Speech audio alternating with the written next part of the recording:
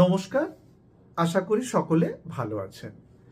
আজকের আলোচনার বিষয় হলো আমাদের স্কুল কারিকুলামে লাইফ সায়েন্স বা জীবন বিজ্ঞান বিষয়টির গুরুত্ব কী এবং এই বিষয় পাঠদানের সময় কি কি চ্যালেঞ্জগুলো আসে এবং যে সমস্যাগুলো আসে সেই সমস্যাগুলোর সমাধানের রাস্তা কী। তাহলে সরাসরি আমরা বিষয়ের মধ্যে চলে আসি। আচ্ছা, আমরা একটু ভাবি, যখন আমরা ডাক্তারের কাছে যাই কোনো শারীরিক সমস্যা নিয়ে, আমরা আমাদের সমস্যার কথাগুলো বলি। ডাক্তারবাবু আমাদের প্রেসক্রিপশন করেন এবং সেখানে বেশ কিছু নিয়ম কানুন বলে দেন, ওষুধের কথা লেখা থাকে। আচ্ছা, আমরা কি কেউ কখনো প্রশ্ন করি যে কেন হয়েছে, কিসের জন্য হয়েছে, কি হতে পারে, কতদিন লাগবে, বা কেন এটা হয়? এরকম হাজারো প্রশ্ন। সেই হাজারো প্রশ্নগুলো কি আমরা সত্যি ডাক্তারবাবুকে করি? আমরা প্রায়ই দেখি যে আমরা বিভিন্ন রকমের সমস্যা নিয়ে ডাক্তারের কাছে যাই, ডাক্তার দেখানো হলে ব্যাস আমরা প্রেসক্রিপশন নেই এবং ভিজিটটা পে করে দিয়ে আমরা চলে আসি। কেন? কারণ প্রশ্ন করতে গেলে আমাদের একটা জ্ঞানের প্রয়োজন হয়। যে বিষয়ের উপরে আমাদের জ্ঞান নেই সেই বিষয়ের নিয়ে আমরা কখনোই কোনো প্রশ্ন করতে পারি না। আমাদের হয়তো মনে হবে যে ডাক্তারবাবুরা কথা শোনেন না। না, ধারণাটা ভুল ধারণা। ডাক্তারবাবুরা আমাদের কথা শুনবেন, নিশ্চয়ই শুনবেন, নিশ্চয়ই শোনেন, কিন্তু সেই প্রশ্নগুলো যেন আমার স্বাস্থ্য সংক্রান্ত হয় বা আমি যে সমস্যাটা নিয়ে গেছি সেই সমস্যা সংক্রান্ত হয়। কিন্তু সমস্যাটা হয় কি যে আমাদের সেই সম্বন্ধে কোনো ধারণা তো থাকেই না, আর সবচেয়ে বড় কথা আমরা আমাদের শরীর নিয়েও অতটা সচেতন নই। কোথাও আমাদের একটা সচেতনতার অভাব রয়েছে। যেই সচেতনতার অভাবের জন্যই যে আমরা সহজে কোনো প্রশ্ন করতে পারি না। শুধু আমাদের শরীর নিয়ে নয়, আমরা কোনো কিছু নিয়েই আমরা প্রশ্ন করতে পারি না, কারণ আমাদের জ্ঞানের অভাব। তো যার জন্যই কি হয় না, আমাদের যে স্কুল কারিকুলামে বিভিন্ন রকমের বিষয় পড়ানো হয়, যে বিষয়গুলো শুধুমাত্র যে পরীক্ষার জন্য বা পরীক্ষা পাশ করার জন্য তা কিন্তু নয়। এই প্রত্যেকটা বিষয় জানানো হয় এবং সেই বিষয়ে পাঠদান করা হয়, যার প্রত্যেকটা বিষয়ে এবং প্রত্যেকটা বিষয় এবং প্রত্যেকটা টপিকে তার বাস্তবিক প্রয়োগ রয়েছে, যেগুলো কি করে না আমাদের জীবনযাত্রার মানকে উন্নত করে এবং জীবনযাত্রার মানকে উন্নতর সাথে সাথে আরো সহজ এবং সরল করে তোলে।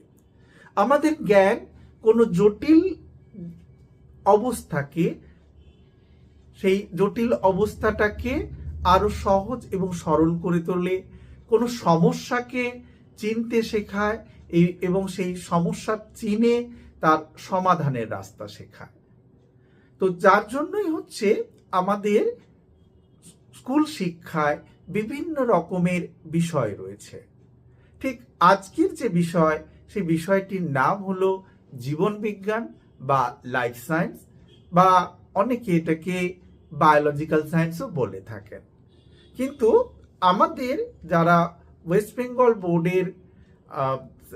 বেঙ্গল বোর্ড অফ সেকেন্ডারি এডুকেশনের আওতায় রয়েছি, আমাদের বিষয় জীবন বিজ্ঞান। আমাদের বিষয় কিন্তু বায়োলজিক্যাল সায়েন্স নয়। এক বায়োলজিক্যাল সায়েন্স এবং হচ্ছে জীবন বিজ্ঞানের মধ্যে একটা পার্থক্য রয়েছে, সেটা হয়তো পরে কখনো আলোচনা করা যাবে। আমি দেখেছি যে আমার স্কুলের ছেলে মেয়েরা তারা হচ্ছে লাইফ সায়েন্স পড়তে ভীষণ আগ্রহী, লাইফ সায়েন্স পড়তে ভীষণ আগ্রহী এবং পরবর্তীকালে দেখা যায় তারা হচ্ছে এই বিষয়টা নিয়ে পড়াশোনাও করে। মাধ্যমিক পর্যন্ত যে বিষয়টা হচ্ছে অত্যাবশ্যকীয় সাবজেক্ট বা ম্যান্ডেটরি সাবজেক্ট হিসেবে রয়েছে, তো ক্লাস 12-এর মধ্যে দেখা যায় বেশ অনেকজন ছাত্রছাত্রী হচ্ছে তারা এই পরবর্তীকালে তাদের যখন হচ্ছে বিষয় বেছে নেওয়ার যখন সুযোগ দেওয়া হয়, তারা কিন্তু এই লাইফ সায়েন্স বিষয়টাকে নিয়ে পড়তে চায়। তো সেখানে আর লাইফ সায়েন্স থাকে না, তখন সেই বিষয়টা হয় বায়োলজিক্যাল সায়েন্স। কিন্তু মজার যেটা ঘটনা সেটা হলো হচ্ছে ছেলে মেয়েদেরকে যখনই জিজ্ঞাসা করা হয় তোমরা এই বিষয়টা পড়তে আগ্রহী কেন, হ্যাঁ মেনে নিলাম যে বিষয়টা এতদিন তোমাকে জোর করে পড়ানো হয়েছিল, কিন্তু এখন যখন তোমাকে বিষয়টা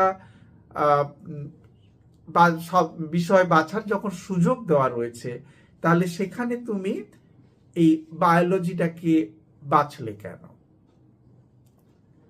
তো একটা মজার উত্তর আসে, প্রথম উত্তরটা যে মজার উত্তর যেটা আসে সেটা হলো কি না, এই বিষয়টা ভীষণ সোজা বিষয় আর এটা পড়তে বেশ ভালো লাগে আর খুব বেশি নম্বর ওঠে এটাতে খুব সহজে খুব বেশি নম্বর ওঠে, সেই জন্য এই বিষয়টা নিয়ে পড়া। আবার অনেকের ধারণা একটু ছবি আঁকলেই বায়োলজি পড়া যায়। তো এরকম আমি অনেককেই দেখেছি যে ছেলে মেয়েদেরকে ইনসিস্ট করছে, তারা হয়তো অন্য কোনো বিষয় নিয়ে পড়াশোনা করতে চাইছে, কিন্তু তাদেরকে ইনসিস্ট করা হচ্ছে কেন অন্য বিষয় নিয়ে পড়বে, বায়োলজি পড়ো, ওতে আর কি আছে, ও শুধু একটু ছবি আঁকা জানলেই হয়ে যাবে, শুধু একটু ছবি আঁকা জানলেই বায়োলজি হয়ে যাবে, আর ভীষণ নম্বর ওঠে। তো জাস্ট এটাই হচ্ছে তাদের বায়োলজি পড়ার উদ্দেশ্য, ছবি আঁকা জানলেই হবে, একটু ছবি আঁকলেই বিষয়টাকে জানা যায়, আর হচ্ছে কি না বিষয়টাতে প্রচুর নম্বর ওঠে। তো সেই জন্য এই বিষয়টাকে পড়া, কিন্তু এই বিষয়টা পড়ার যে মূল উদ্দেশ্য, সেই মূল উদ্দেশ্যটা আমি একটু আগেই বললাম যে প্রশ্ন করা, আমাদের শরীর নিয়ে প্রশ্ন করা।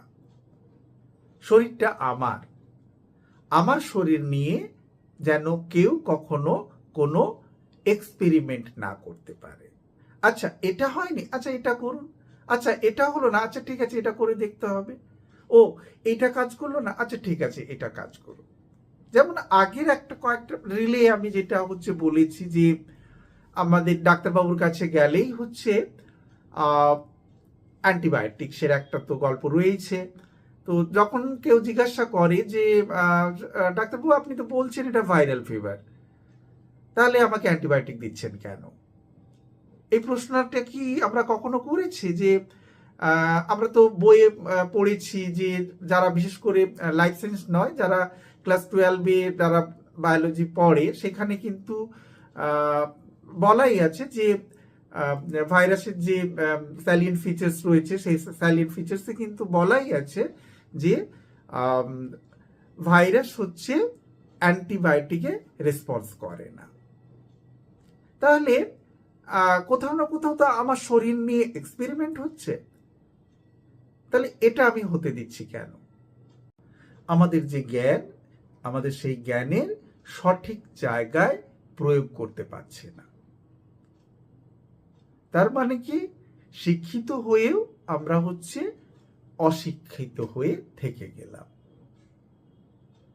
তাহলে এবার একটু শুরু করা যাক যে এই লাইফ সায়েন্স বা বায়োলজি বিষয়টা হচ্ছে স্কুল স্তরে পড়ানো হচ্ছে কেন, কেন জানা দরকার?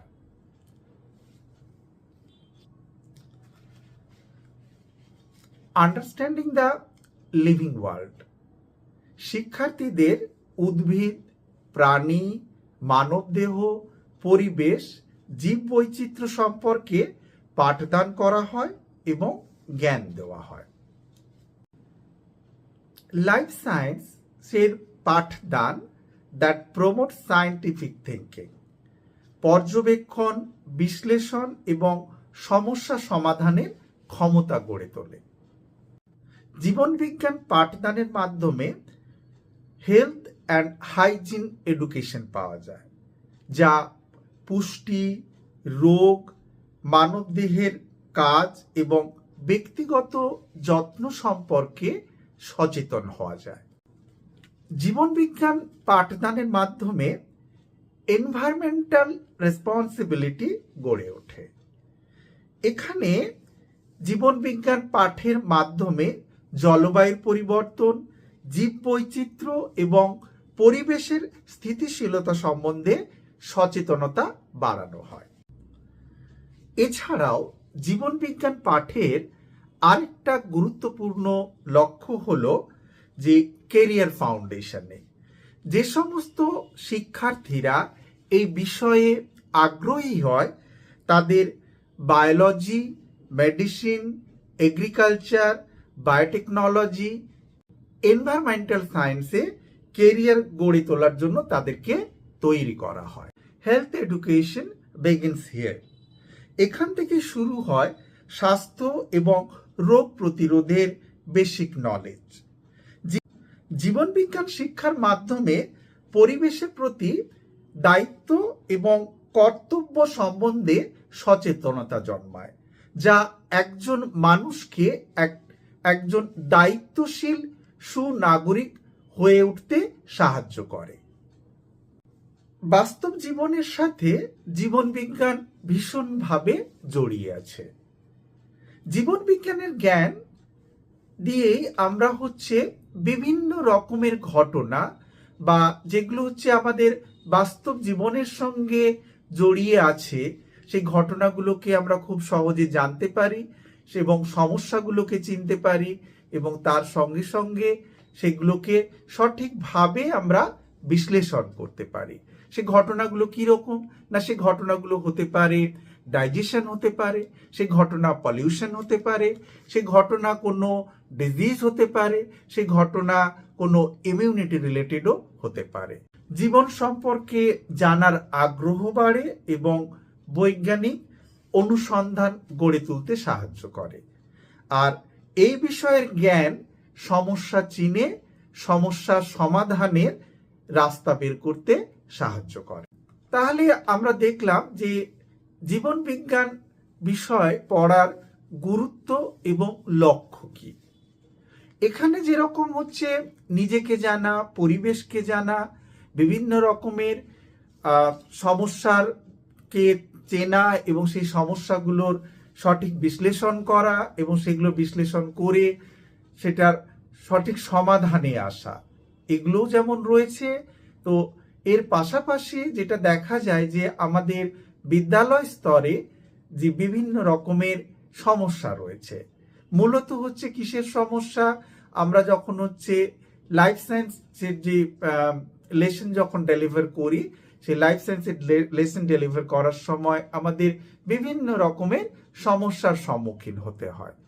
তো এখানে যে সমস্যাগুলো আমাদের প্রায়শই আমরা বুঝতে পারি, তো সেগুলোই কয়েকটা আমি তুলে ধরার চেষ্টা করছি। প্রথমে যেটা হয় যে ল্যাক অফ প্র্যাকটিক্যাল এক্সপোজার, যেটা হয় যে ল্যাব থাকে না। এমন কিছু কিছু স্কুল রয়েছে যে জায়গাগুলো, যে স্কুলগুলোতে ল্যাব নেই। তো ল্যাব না থাকার জন্য এখানে হাতে কলমে কোনো পরীক্ষা করে দেখানোর বা কোনো যে নমুনা, সেই নমুনাকে চাক্ষুষ দেখার সুযোগ থাকে না। Teacher, shortage of well train teacher. এখানে হয় যে অনেক সময় দেখা যায় যে যে সমস্ত শিক্ষক মহাশয়রা রয়েছেন তাদেরকে সঠিকভাবে প্রশিক্ষণ দেওয়া হয় না।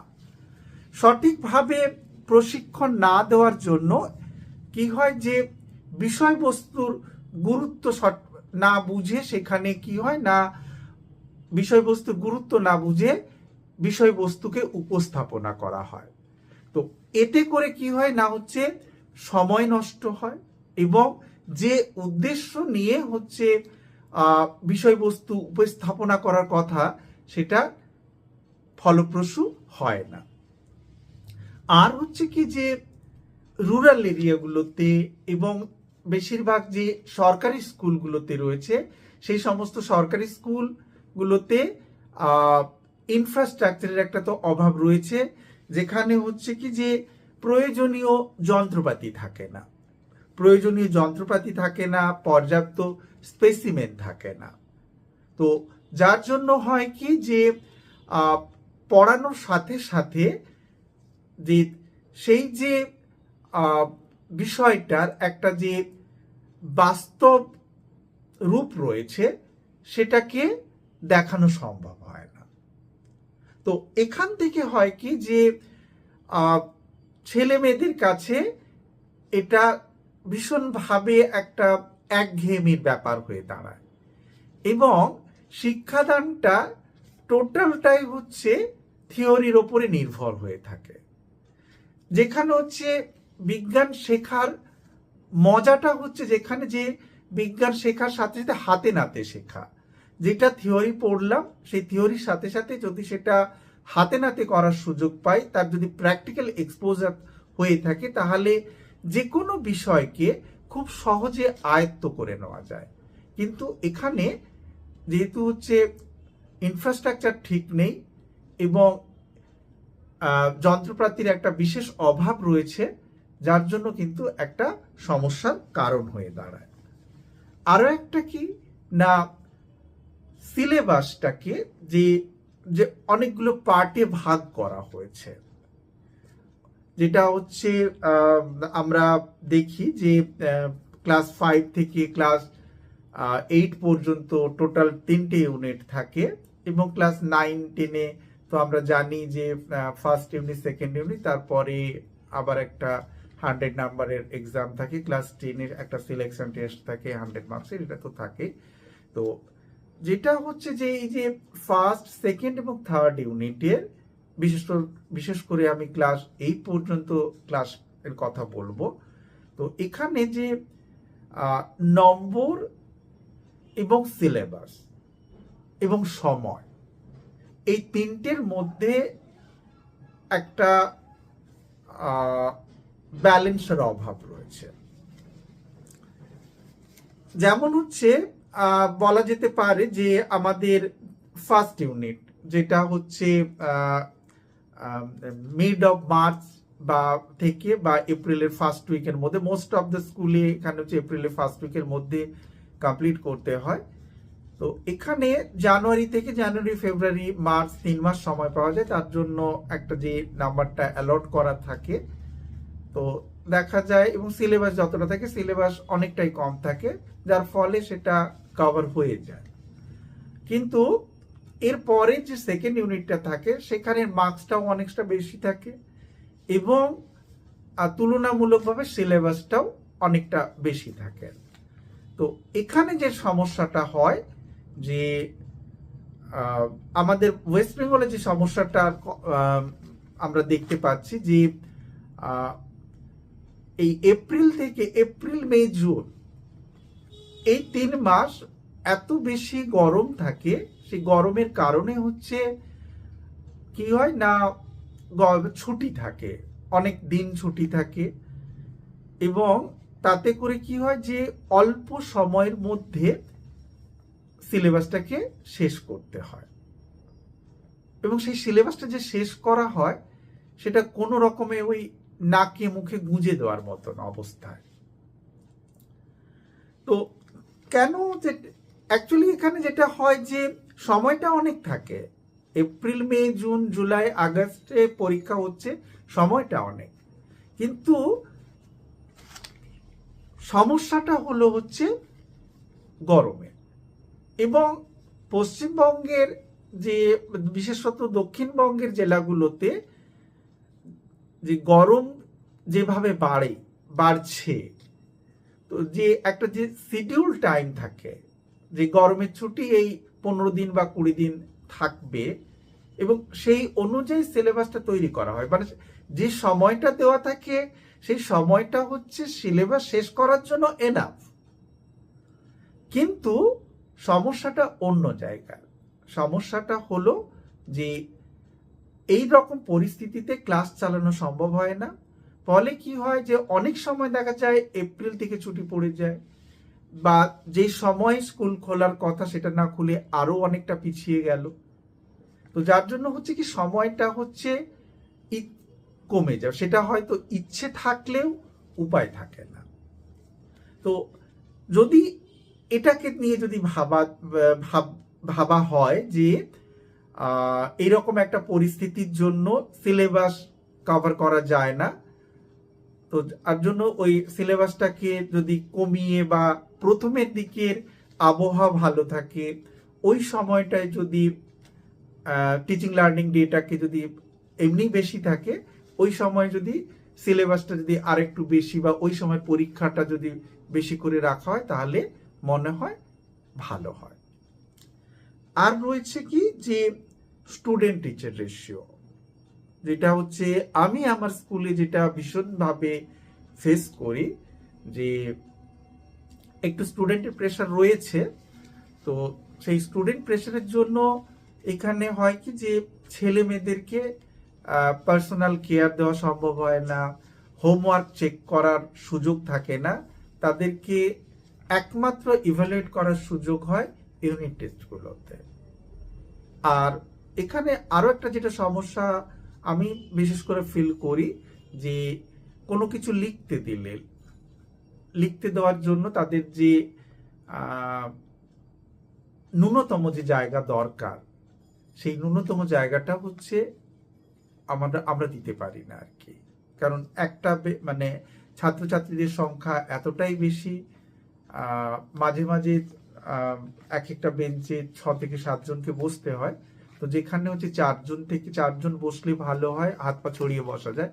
যখন তাদের হাত পা গুলোই হচ্ছে বাঁধা রয়েছে, মানে বাঁধা আই মিন একজন আরেকজনের গায়ে গা ঘেঁষে বসে আছে, তো সেখানে তো লিখতে দেওয়া বা কোনো কাজ করানো যায় না। আর আরো একটা যেটা কথা, যে আমার স্কুলে যে ল্যাব, মানে আমি একটা ভীষণ প্রত্যন্ত গ্রামে আমি শিক্ষকতা করি, সেখানে যে ল্যাবরেটরি রয়েছে সেই ল্যাবরেটরিটা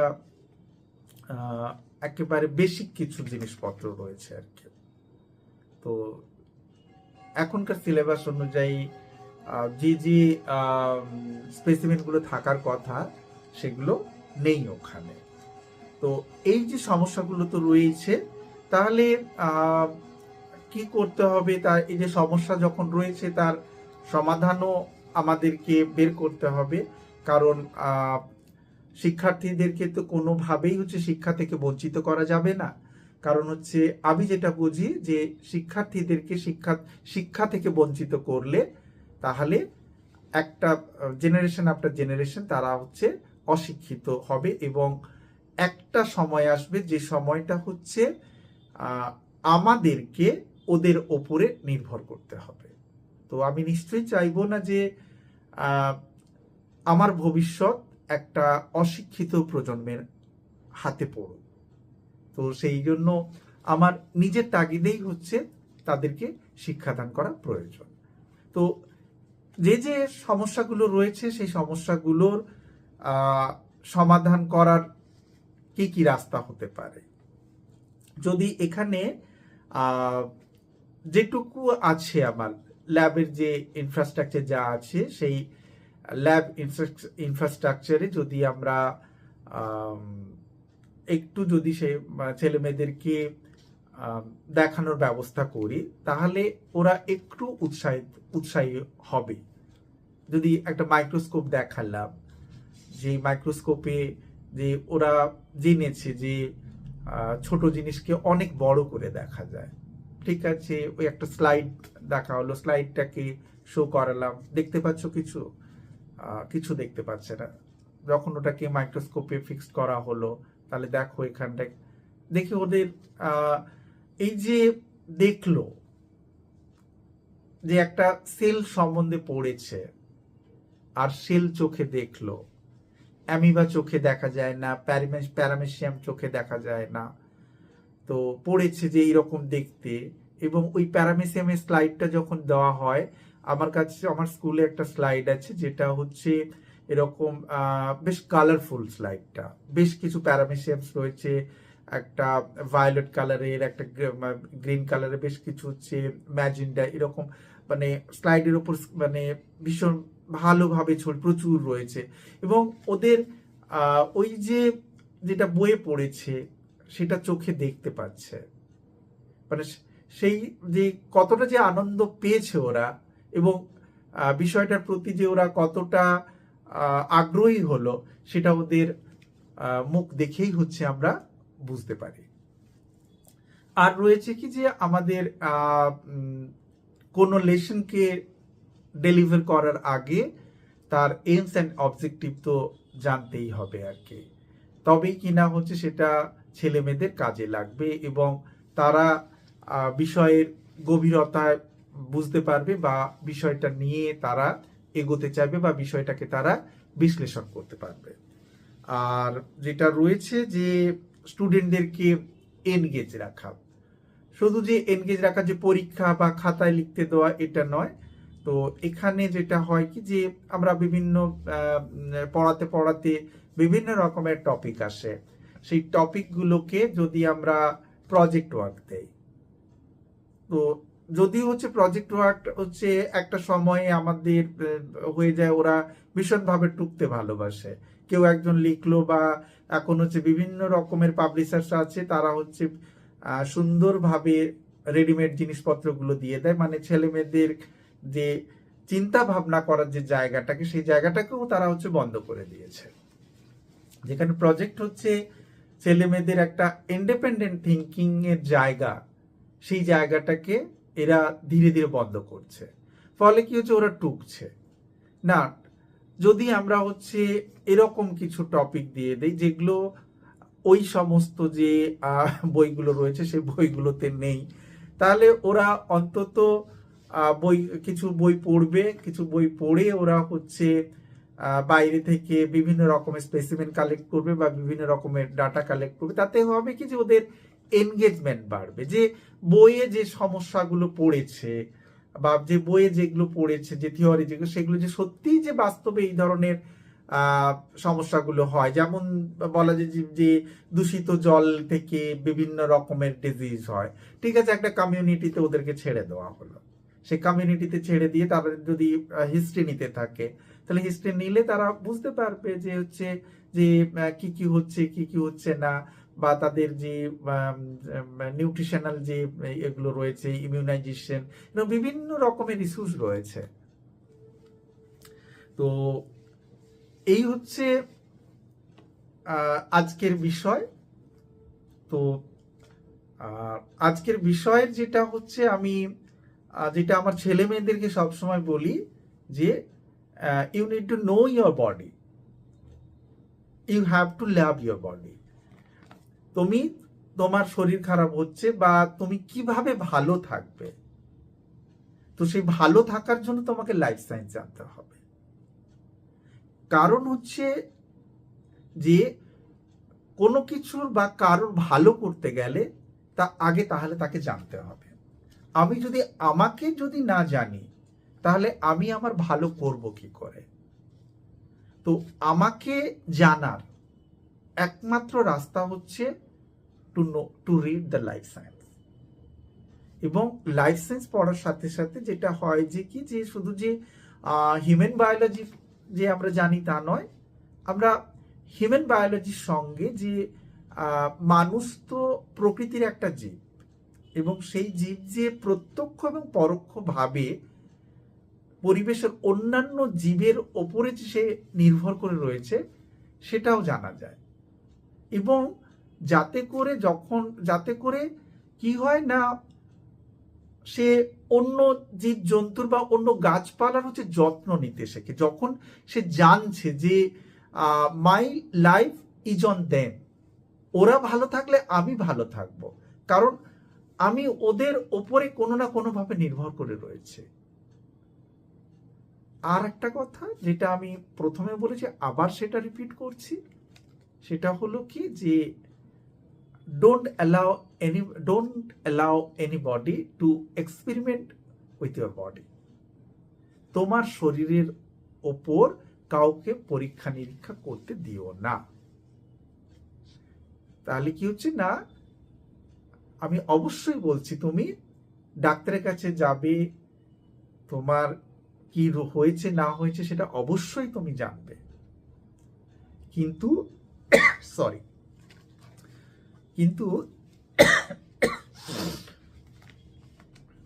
কিন্তু তুমি সেই